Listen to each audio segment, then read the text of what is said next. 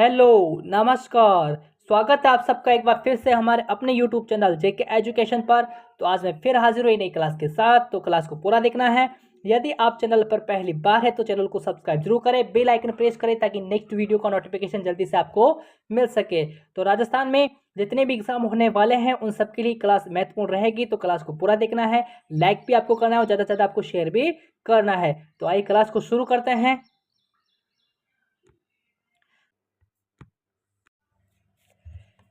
देखो, पहला क्वेश्चन आपके सामने, कौन सा सुमेलित नहीं है। आपसे पूछा है भाई कौन सा सुमेलित नहीं है। यहाँ पर एक तरफ चोटी का नाम दे रखा है, एक तरफ आपको ऊंचाई दे रखा है ना।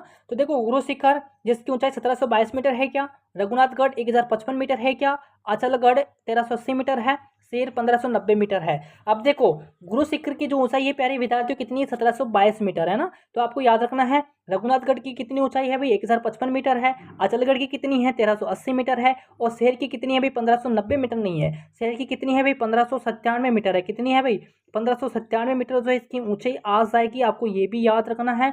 और गुरु शिखर कहाँ पर है, सिरोही के अंदर है। रघुनाथगढ़ आपके सीकर जिले के अंदर आ जाएगी। अचलगढ़ कहाँ पर है, सिरोही के अंदर। और शेर भी कहाँ पर है, सिरोही के अंदर। ओके, तो ऊंचाई के हिसाब से भी चोटी का नाम आपको याद रखना है। एग्जाम में कैसे भी प्रश्न आपसे पूछा जा सकता है। चलेंगे नेक्स्ट प्रश्न की ओर। देखो, अगला प्रश्न है आपके सामने, शेखावाटी क्षेत्र में स्थानीय भाषा में कुएं को किस नाम से जाना जाता है। बताओ भाई, शेखावाटी क्षेत्र में कुएं को जो है किस नाम से जाना जाता है। क्या जोहड़ के नाम से जाना जाता है, क्या बावड़ी के नाम से जाना जाता है, बेरा के नाम से जाना जाता है, या फिर खू के नाम से जाना जाता है। दूसरे प्रश्न का जो उत्तर रहने वाला है प्यारे विद्यार्थी, यहाँ पर क्या रहेगा फटाफट से कमेंट करके बता दीजिए। क्या रहेगा भाई, शेखावाटी क्षेत्र में स्थानीय भाषा में कुएं को किस नाम से जाना जाता है भाई, जोहड़ के नाम से जाना जाता है। ओके, ऑप्शन ए जो होगा प्यारे विद्यार्थी यहाँ पर राइट हो जाएगा। आगे चले। देखो, तीसरा प्रश्न आपके सामने, राजस्थान में प्रवाह से कितने रूपों में पाई जाती है। बताओ भाई, राजस्थान में प्रवाह कितने रूपों में पाई जाती है। देखो, बहाव की दृष्टि से राजस्थान की नदियों को 3 भागों में बांटा गया है। कितने भागों में बांटा गया है भाई, 3 भागों में बांटा गया है। तो ऑप्शन बी जो होगा यहाँ पर प्यारे विद्यार्थियों राइट हो जाएगा। ओके, बहाव क्षेत्र में बहाव की दृष्टि से राजस्थान की नदियों को कितने भागों में बांटा गया है, 3 भागों में बांटा गया है। कौन कौन से, बंगाल की खाड़ी को जल ले जाने वाली नदियाँ, कौन सी, बंगाल की खाड़ी को जल ले जाने वाली नदियाँ हो जाएगा, अरब सागर को जल ले जाने वाली नदियां हो जाएगा, और आंतरिक प्रवाह की नदियां हो जाएगी। तो ये 3 रूप थे। तो यही आपसे प्रश्न पूछा गया था। तो कितने हो जाएंगे भाई, 3 तीन। जो ऑप्शन बी जो होगा प्यारे विद्यार्थी यहाँ पर राइट हो जाएगा। चलिए नेक्स्ट प्रश्न की ओर।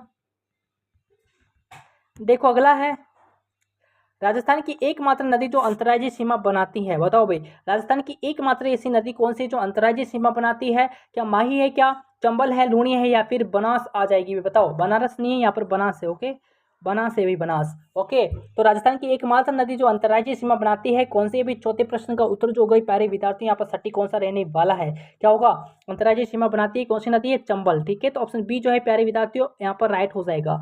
आगे चले। देखो, अगला है, एशिया में चिनाई वाला सबसे ऊंचा बांध है। बताओ भाई, एशिया में चिनाई वाला सबसे ऊंचा बांध यहाँ पर कौन सा आ जाता है। क्या रामगढ़ बांध है, क्या मेजा बांध है, जाखम बांध है, या फिर जवाई बांध आ जाएगा। बताओ भाई, एशिया में चिनाई वाला सबसे ऊंचा बांध आपसे पूछा है तो कौन सा है, जाखम बांध है भाई। ठीक है, तो ऑप्शन सी जो होगा प्यारे विद्यार्थियों यहाँ पर राइट हो जाएगा। जवाई बांध कहाँ पर है भाई, जवाई बांध तो आपके पाली जिले के अंदर आ जाएगा। ओके, और मेजा बांध कहाँ पर है, मेजा बांध जो है प्यारे विद्यार्थियों भीलवाड़ा के अंदर है। कहाँ पर मेजा बांध, भीलवाड़ा के अंदर आ जाता है। और जाखम बांध कहाँ पर आ जाएगा, प्रतापगढ़ के अंदर। आपको ये भी याद रखना है। चलते हैं नेक्स्ट प्रश्न की ओर। देखो, अगला है, राज्य में जाखम बांध किस जिले में स्थित है। बताओ, प्रश्न भी आ गया आपके सामने। राज्य में जाखम बांध किस जिले में स्थित है, प्रतापगढ़ के अंदर है ना। पिछले क्वेश्चन में मैंने आपको बताया था कहाँ पर भी प्रतापगढ़ के अंदर आ जाएगा। ओके, इंपॉर्टेंट प्रश्न है। चलते हैं नेक्स्ट प्रश्न की ओर। देखो, अगला है, 2011 की जनगणना के अनुसार राज्य में सर्वाधिक साक्षरता वाला जिला कौन सा है। बताओ भाई, आपसे सर्वाधिक साक्षरता वाला जिला आपसे पूछा है 2011 की जनगणना के अनुसार। क्या जालोर है, क्या कोटा है, हनुमानगढ़ है, या फिर झुंझुनू। 7 का जो उत्तर हो गया प्यारे विद्यार्थी यहाँ पर क्या रहेगा, क्या रहेगा भाई। 2011 की जनगणना के अनुसार राज्य में सर्वाधिक साक्षरता वाला जिला कौन सा भी, कोटा है ना। ऑप्शन बी जो होगा प्यारे विद्यार्थियों यहाँ पर राइट हो जाएगा। आगे देखो, अगला है, राजस्थान में मानसून का जुआ किसे कहा जाता है। बताओ, राजस्थान में मानसून का जुआ किसे कहा जाता है, इंपॉर्टेंट प्रश्न है। ओके, क्या होगा भाई, मानसून का जुआ किसे कहा जाता है, क्या होगा यहाँ पर उत्तर। क्या उद्योगों को कहते हैं, क्या कृषि को कहा जाता है, व्यापार को कहा जाता है, या फिर इनमें से किसी को नहीं कहते हैं? बताओ क्या होगा भाई। 8वें प्रश्न का उत्तर यहाँ पर, राजस्थान में मानसून का जुआ किसे कहा जाता है? किसे कहा जाता है? कृषि को कहते हैं ना। ऑप्शन बी जो है प्यारे विद्यार्थियों यहाँ पर राइट है, इंपॉर्टेंट प्रश्न भी है। आगे चलेंगे, देखो अगला है बासमती किस्म है। बताओ ये बासमती जो किस्म आ जाएगी किसकी है? क्या गेहूं की है, क्या चावल की है, सरसों की है, या फिर इनमें से कोई नहीं होगा? 9 का उत्तर होगा प्यारे विद्यार्थियों यहाँ पर क्या रहेगा? बासमती जो किस्म है किसकी है भाई? चावल की है ना। ऑप्शन जो बी है प्यारे विद्यार्थियों यहाँ पर राइट हो जाएगा। इंपॉर्टेंट प्रश्न आपके सामने आ जाता है। ओके, चावल की किस्म है भी बासमती। ओके, चले आगे, देखो अगला है राष्ट्रीय बीजीय मसाला अनुसंधान केंद्र स्थित है। बताओ भाई राष्ट्रीय बीजीय अनुसंधान मसाला जो अनुसंधान केंद्र है कहाँ पर आ जाएगा? क्या तबीजी में है, क्या तिजारा, मंडलगढ़, या फिर प्रतापगढ़? 10वें प्रश्न का जो उत्तर है प्यारे विद्यार्थियों यहाँ पर क्या रहेगा? राष्ट्रीय बीजीय मसाला अनुसंधान केंद्र स्थित है कहाँ पर है? तबीजी अजमेर के अंदर है भाई। ठीक है, तबीजी कहाँ पर है? अजमेर में। ठीक है, तो ऑप्शन ए जो होगा प्यारे विद्यार्थियों यहाँ पर राइट है। एग्जाम में बार बार ये प्रश्न पूछा जाता है 100%। आगे देखिए, देखो अगला है किस जिले में बालाथल सभ्यता स्थित है? बताओ भाई बालाथल सभ्यता का संबंध जो आ जाएगा किस जिले से है भाई? बताओ क्या उदयपुर से है, क्या जयपुर से है, बीकानेर से है, या फिर जोधपुर से आ जाएगी? बताओ किस जिले में बालाथल सभ्यता स्थित है? कहाँ पर भी बालाथल सभ्यता? उदयपुर के अंदर है ना। ऑप्शन जो ए है प्यारे विद्यार्थी यहाँ पर राइट हो जाएगा। चले नेक्स्ट प्रश्न की ओर, देखो अगला है स्वामी दयानंद सरस्वती का निर्माण कहाँ हुआ? बताओ भाई स्वामी दयानंद सरस्वती का निर्माण कहाँ हुआ? क्या टंकारा में हुआ, क्या दिल्ली में हुआ, बीकानेर में हुआ, या फिर अजमेर में हुआ? क्या होगा भाई 12वें प्रश्न का उत्तर यहाँ पर इंपॉर्टेंट है। स्वामी दयानंद सरस्वती का निर्माण कहाँ हुआ था भाई? अजमेर के अंदर हुआ था। ठीक है, तो ऑप्शन डी जो है प्यारे विद्यार्थियों यहाँ पर राइट हो जाएगा। आगे चलेंगे, देखो अगला है रूपाजी व कृपाजी नामक किसान नेताओं का संबंध किस आंदोलन से है? बताओ भाई रूपाजी व कृपाजी नामक किसान नेताओं का संबंध किस आंदोलन से है? क्या बिजोले से है, क्या अलवर से है, बेंगू से, या फिर बूंदी से आ जाएगा? बताओ भाई किससे हैं? बिजोलिया, अलवर, बेंगू, या फिर बूंदी? रूपाजी व कृपाजी नामक किसान नेताओं का संबंध जो है किस आंदोलन से आता है? 13 का जो उत्तर होगा यहाँ पर क्या रहेगा? किससे? अभी बेंगू किसान आंदोलन से आ जाएगा। ठीक है, और ट्रेच कमीशन का संबंध भी किससे आता है? ट्रेच कमीशन का संबंध भी है जो किससे है भाई? बेंगू किसान आंदोलन से आता है। ओके, ये भी आपको याद रखना है, एग्जाम में पूछा जाता है। चलते हैं नेक्स्ट प्रश्न की ओर, आ जाओ भी। अगला है राजस्थान एकीकरण के समय मत्स्य संघ कब अस्तित्व में आया? बताओ 14वां प्रश्न आपके सामने, राजस्थान एकीकरण के समय मत्स्य संघ कब अस्तित्व में आया? राजस्थान एकीकरण कितने चरणों में हुआ था भाई? 7 चरणों में हुआ था। ओके, देखो 18 मार्च 1948 को अस्तित्व में आया, क्या 25 मार्च 1948 को अस्तित्व में आया है, 19 अप्रैल 1948 को अस्तित्व में आया, या फिर 30 मार्च 1950 को अस्तित्व में आया है?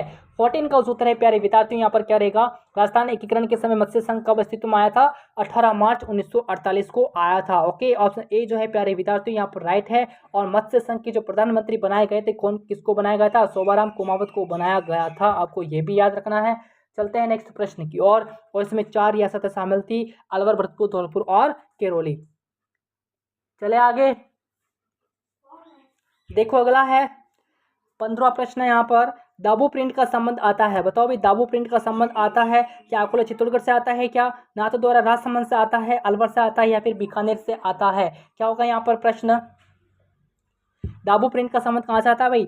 अकोला चित्तौड़गढ़ से आता है ना। ऑप्शन ए जो है प्यारे विद्यार्थियों यहाँ पर राइट हो जाएगा। अगले प्रश्न की ओर बढ़ेंगे, देखो राजस्थान राज्य की आत्मा किस नृत्य को कहा जाता है? बताओ राजस्थान राज्य की आत्मा जो है किस नृत्य को कहा जाता है? क्या घूमर को कहा जाता है, क्या भवाई को कहा जाता है, तेरह ताली को कहा जाता है, या फिर गीतड़ को कहा जाता है?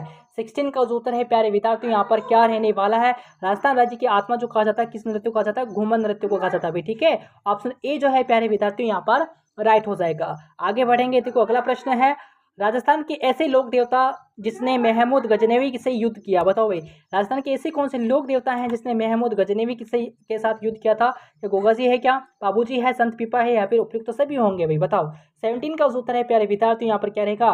महमूद गजनवी से युद्ध करने वाले लोक देवता कौन सा है भाई?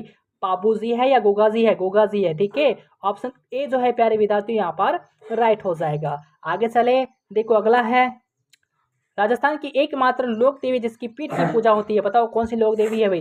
राजस्थान की एकमात्र ऐसी लोक देवी जिसकी पीठ की पूजा होती है, तो ब्राह्मणी माता है क्या, केला देवी है, आई माता या फिर घेवर माता है? 18 का जो उत्तर है प्यारे विद्यार्थी यहाँ पर क्या रहने वाला है, क्या होगा भाई? कौन सी लोक देवी है? ब्राह्मणी माता। ठीक है, याद रखना है, एकमात्र ऐसी लोक देवी जिसकी पीठ की पूजा की जाती है। चले नेक्स्ट प्रश्न की और देखो, अगला है उदयपुर के निकट एकलिंग जी का मंदिर किस शासक ने बनवाया था? बताओ भाई, उदयपुर के निकट जो है एकलिंग जी का मंदिर जो है किस शासक ने बनवाया था? राणा कुंभा ने बनवाया क्या, राणा सांगा ने बनवाया है, उदय सिंह ने बनवाया है या फिर बप्पा रावल ने बनवाया है? इंपॉर्टेंट प्रश्न है प्यारे विद्यार्थियों, फटाफट से इसका उत्तर बता दीजिए, क्या होगा? किसने बनवाया था भाई? बप्पा रावल ने बनवाया है ना। ऑप्शन डी जो है प्यारे विद्यार्थियों यहाँ पर राइट हो जाएगा। उदयपुर के निकट एकलिंग जी का मंदिर जो है किस शासक ने बनवाया था? बप्पा रावल ने बनवाया था। उदयपुर के कहाँ पर है भाई? उदयपुर में। ओके, एकलिंग जी का मंदिर कहाँ पर आ जाएगा? उदयपुर के अंदर। चले आगे, देखो अगला है जो कि इस क्लास का अंतिम प्रश्न है। थेवा कला के लिए प्रसिद्ध परिवार कौन सा है? बताओ भाई, थेवा कला प्रतापगढ़ की प्रसिद्ध है। अब बताओ भाई, थेवा कला के लिए प्रसिद्ध परिवार कौन सा आ जाएगा? क्या सुतार परिवार है क्या गहलोत परिवार है, सोनी परिवार है या फिर शेखावत परिवार आ जाता है? 20 का जो उत्तर होगा प्यारे विद्यार्थी यहाँ पर क्या राइट है? थेवा कला के लिए प्रसिद्ध परिवार कौन सा है? सोनी परिवार है ना। ऑप्शन सी जो है प्यारे विद्यार्थी यहाँ पर राइट है। तो ये थी अपने इंपॉर्टेंट क्लास, उम्मीद करता हूँ जरूर पसंद आई होगी। पसंद आई है तो लाइक जरूर कर दे, शेयर भी आपको करना है, चैनल को सब्सक्राइब भी करना है, और शेयर तो आपको ज़्यादा से ज़्यादा करना ही है, लाइक करना ना भूलें। तो मिलेंगे नेक्स्ट वीडियो में, तब तक के लिए नमस्कार।